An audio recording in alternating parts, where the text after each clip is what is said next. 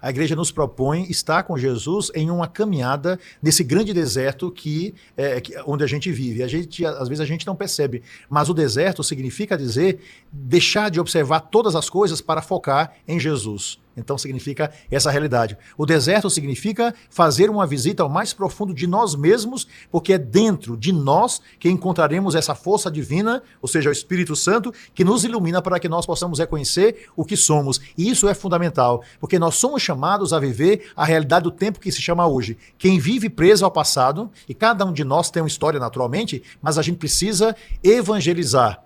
E, ao mesmo tempo, divinizar essa presença de Deus, ou seja, abrir o coração para que Ele viva em nós. Nós somos templo do Espírito Santo. Portanto, Deus nos escolheu para que nós possamos viver a graça dessa divindade. Ao mesmo tempo, perdoando o passado, porque senão a gente não vai para frente, nós temos que viver o tempo que se chama hoje, como nos disse o profeta Jeremias. Então, esquecendo o passado, disse o apóstolo Paulo, me coloco para viver aquilo que eu encontro à minha frente. Se a gente não perdoa o passado, se a gente vive preso ao passado, certamente a tristeza, a depressão e outras tantas coisas virão até nós. O tempo que se chama hoje, agora, então o presente. Se a gente vive desesperado, imaginando o que vai ser o futuro, é loucura. Ou seja, a gente vai viver eternamente ansioso, achando que não adianta. Ou seja, achando que viva agora o presente. Então, esse é um ponto fundamental. A quaresma nos coloca no tempo presente, de preparação para que a gente possa ir durante todo o ano. É tempo de revisão. É tempo da gente tirar aquilo que não serve de dentro de nós. A pergunta que se faz, Padre Magno, é a seguinte: se você tivesse, meu irmão, minha irmã,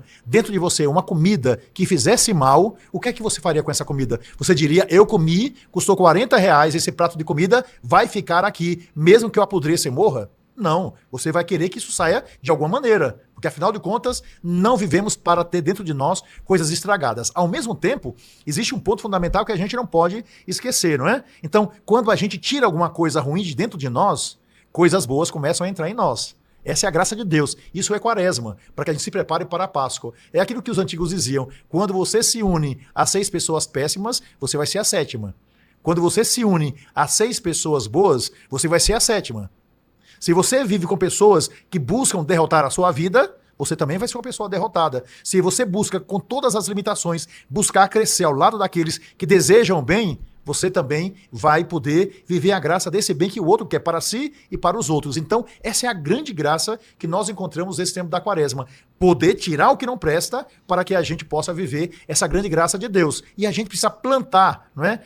Aquilo que Deus nos deu, a semente dessa vida nova dentro de nós. E cada um de nós é capaz de escolher. Quem planta urtiga vai acabar se coçando. Quem planta espinho vai acabar se furando. Quem planta dentro de si a semente que Deus deu, semente da graça, vai ver, não é, o paraíso nascer no seu coração. Não é fácil, porque sempre o inimigo planta ervas daninhas, planta o joio em nosso meio. Mas se nós acreditamos em Deus, se nós temos coragem, nos libertando do passado e olhando para frente, a gente não errará o caminho, porque nossa meta é Jesus. Né? Quem nos ajuda é a igreja a reconhecer o necessário para ele chegar. E, naturalmente, a grande vitória se dá, que é, junto com tantas pessoas, fazendo o bem ao longo do caminho, a gente perceber que nós participamos dessa obra de Deus que começa em nós. O céu começa em nós. Essa é a graça, essa é a alegria. Portanto, quaresma é tempo de renovação e é tempo, né, diferente do que algumas pessoas imaginam, é tempo de profunda alegria. A gente medita sobre o que precisamos